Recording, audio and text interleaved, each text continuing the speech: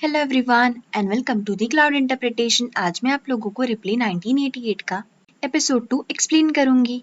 So without wasting further time let's March towards the episode.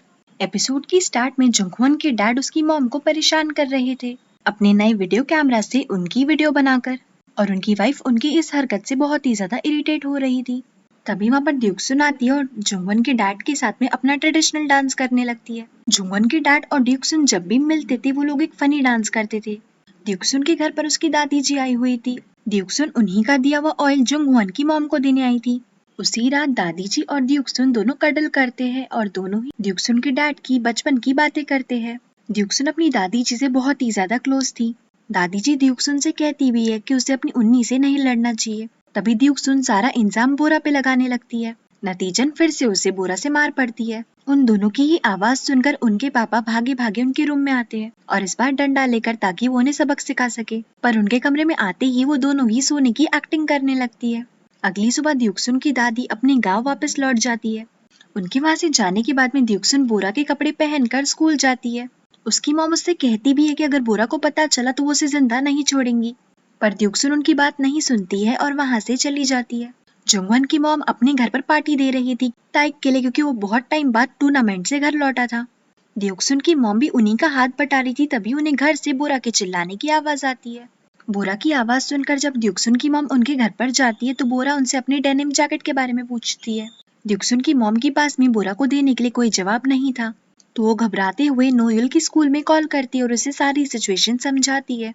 Noel अपनी mom के कहने पर ड्यूक्सुन की स्कूल में जाता है और उसे वहां पर सारी बातें समझाता है। ये सारी बातें सुनकर ड्यूक्सुन घबराते हुए अपने घर की तरफ भागने लगती है और सही समय पर घर पहुंच भी जाती है। ड्यूक्सुन के घर पहुंचने पर मॉम बहाना बनाती है कि उन्होंने जैकेट धोने के लिए डाली थी, पर बोरा इसी बात पर गुस्सा करने लगती है कि उसे अभी ही वो जैकेट पहननी थी।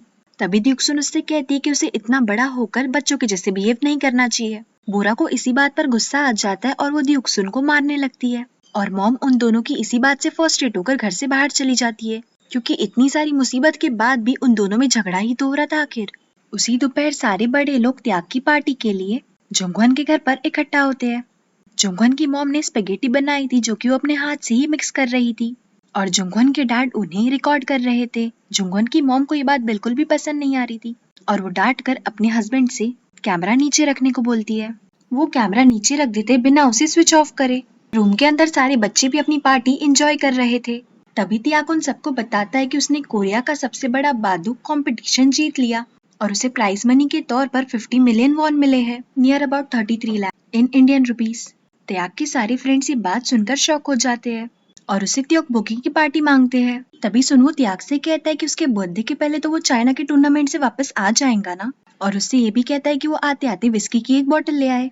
ड्यूक्सुन ये सुनते ही अपनी मम्मी को ये बताने की धमकी देती है, पर सुनवो उसका मुंह बंद कर देता है और उसे ये समझाता है कि वो ये बात किसी को ना बताए।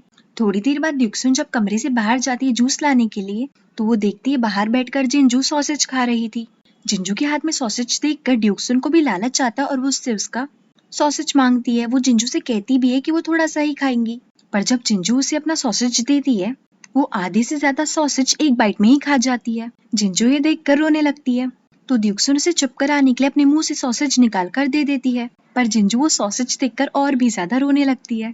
तभी सारे पेरेंट्स मिलकर डांस करने लगते हैं और जिंजू भी उन्हें देखकर खुश हो जाती है। सारे बच्चे डिसाइड करते कि वो दुगबो के खाने के लिए बाहर जाएंगे और वो चुपके से बाहर निकल भी जाते ताकि किसी को भनक भी ना पड़े। पर ये सारी बातें जंगहवन के डैड के कैमरा में रिकॉर्ड हो रही थी।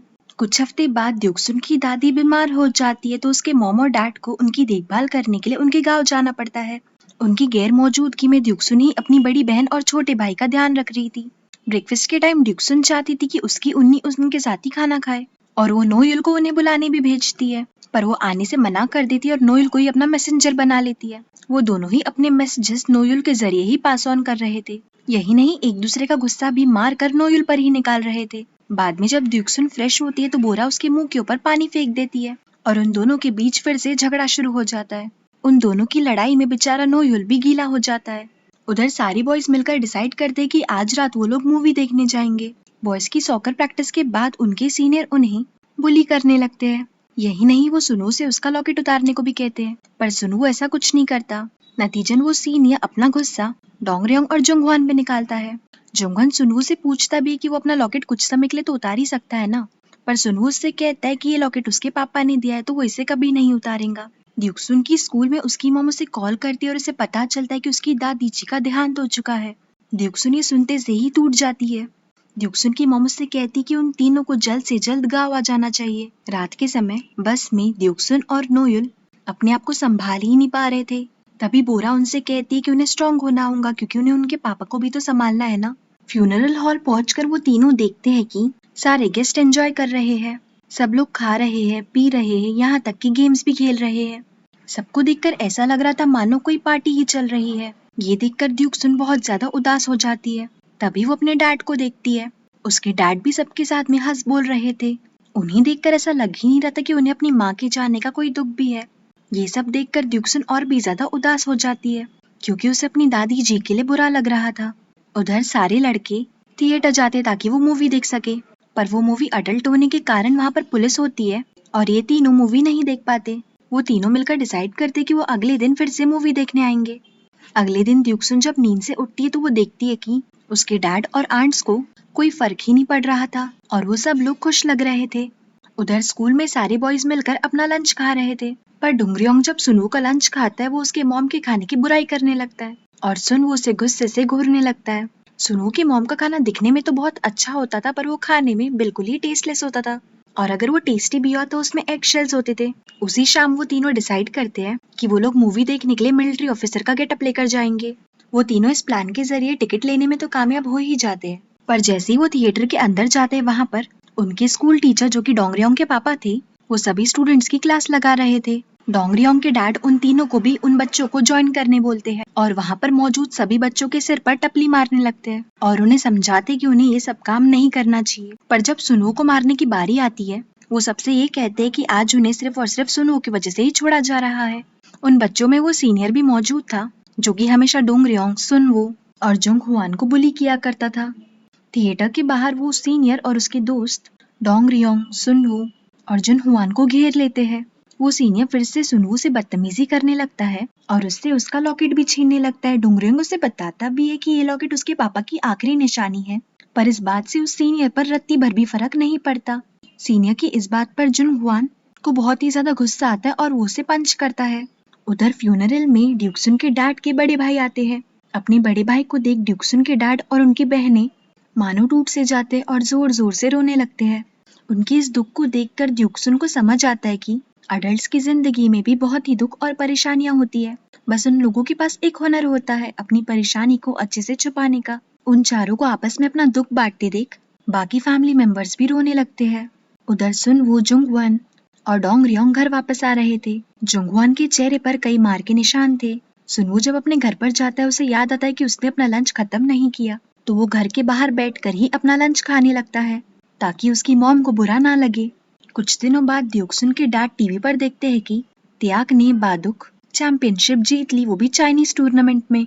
थोड़ी देर बाद जब वो बाहर जाते तो उन्हें त्याग मिलता है। वो उसे अपने साथ ड्रिंक करने के लिए इनवाइट करते हैं। थोड़ा ड्रिंक करने के बाद द्यूक्सुन के डैड त्याग से पूछते हैं कि क्या वो अपनी मॉम को मिस करता है।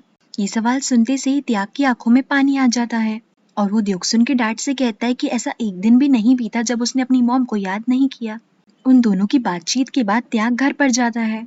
वहाँ पर उसके सारे फ्रेंड्स ने उसके लिए एक पार्टी ऑर्गेनाइज करी थी और साथ में अल्कोहल भी। द्यूक्सुन को जब इस बारे में पता चलता है तो वो अपनी मॉम को इस बारे में बताने की धमकी देती है, पर सारे बॉयज मिलकर उसे डरा कर चुप करवा देते हैं। फ्लैशबैक में द्यूक्सुन हमें बताती है कि त्याग इस कॉलोनी में सबसे आखिर में रहने आया था उसकी मॉम के देहांत के बाद। त्याग के आते ही उन सब में अच्छी दोस्ती हो गई थी। द्यूक्सुन हमें ये भी बताती है कि त्याग हमेशा उनकी बचकानी हरकतों में उनके साथ होकर भी साथ नहीं होता था। उनके ग्रुप में हमेशा एक शांत बच्चे की तरह रहा करता था और उनके हर काम में उनका साथ दिया करता था, चाहे वो अच्छा हो या बुरा। Back in present birthday party में सभी लड़के ड्रंक हो चुके थे और इसी बात पर द्यूक्सुन के चेहरे का मजाक उड़ा रही थी।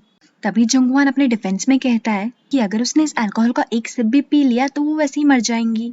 द्यूक्सुन जुंगवान को दिखाने के लिए एक सिप पी लेती है, पर जैसे ही वो सिप उसके गले के नीचे उतरता है उसके गले में बहुत ही ज्यादा जलन होने लगती है और वो रूम से चिल्लाते हुए भाग जाती है। थोड़ी देर बाद सभी लड़के अपने एरिया की क्यूट गर्ल्स को डिस्कस कर रहे थे। तभी डोंगरियोंग ऐड करता है कि द्यूक्सुन भी थोड़ी क्यूट है। वो सुनू से भी इस बारे में पूछता है और वो भी उससे अग्री करता है। वो दोनों भी मिलकर जब त्याग से इस बारे में पूछते हैं तो वो भी हाँ ही कहता है।